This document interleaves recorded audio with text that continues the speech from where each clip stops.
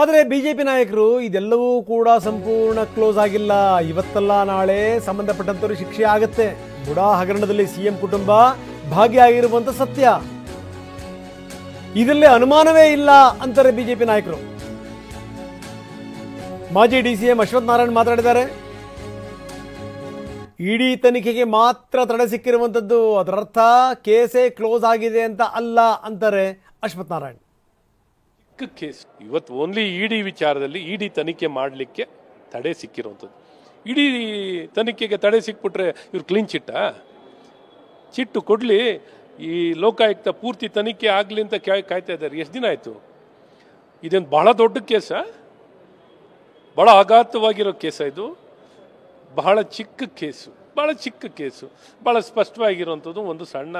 ಒಂದು ಸರ್ವೆ ನಂಬರ್ಗೆ ಸಂಬಂಧಪಟ್ಟ ಹಾಗೆ. ಇದರಲ್ಲೇನು ಬಹಳ ಪಾಪ ಸೆಲ್ಫ್ ಸರ್ಟಿಫಿಕೇಶನ್ ಅಂತ ಹೇಳ್ತಾರಲ್ಲ, ಸೆಲ್ಫ್ ಸರ್ಟಿಫಿಕೇಶನ್ ಮಾಡ್ಕೊಳ್ಳೋಂಥದ್ರಲ್ಲಿ ಪಾಪ ಬಹಳ ದಿನದಿಂದ ಮಸಿ ಬೆಳ್ಕೊಂಡು ಪಾಪ ಪೂರ್ತಿ ಮಸಿ ಬೆಳ್ಕೊಂಡು ಕೂತಿದ್ದಾರೆ. ಹಾಗಾಗಿ ಏನೋ ಪೇಂಟ್ ಹೊಡ್ಕೊಳ್ಳೋಣ ಅಂತ ಇದ್ದಾರೆ. ಅದು ಯಾವುದು ಹೋಗಲ್ಲ, ಪರ್ಮನೆಂಟ್ ಬ್ಲ್ಯಾಕ್ ಪೇಂಟ್ ಬಿದ್ದಿದೆ ಸ್ವಾಮಿ. ಇದರಿಂದ ನೀವು ಆಚೆ ಬರಲಿಕ್ಕಾಗಲ್ಲ. ಇದರಲ್ಲಿ ತಪ್ಪಾಗಿರುವಂಥದ್ದು ಬಹಳ ಸ್ಪಷ್ಟವಾಗಿದೆ, ಹಗರಣ ಆಗಿರೋದು ಬಹಳ ಸ್ಪಷ್ಟತೆ ಇದೆ. ಹಾಗಾಗಿ ಆಗಲಿ, ಎಲ್ಲ ತನಿಖೆ ಆಗಲಿ. ಯಾವ ನ್ಯಾಯಯುತವಾಗಿ ಏನು ರಕ್ಷಣೆ ಮಾಡ್ಕೊಂಡು ಕೂತಿದ್ದೀರಲ್ಲ, ಈ ರಕ್ಷಣೆ ಈಗೇನು ಹೇಳ್ತಾ ಇದ್ರಲ್ಲ, ಎಸ್ ಐ ಟಿ ಕೋರ್ಟಿನ ಮೇಲ್ವಿಚಾರಣೆನಲ್ಲಿ ಮಾಡಬೇಕಿತ್ತು. ಯಾಗ ನೋಡ್ರಪ್ಪ, ನಿಜವಾದ ಸತ್ಯವಂತರು, ನ್ಯಾಯವಂತರು ಕೊಡಿ, CBI ಕೊಡಿ.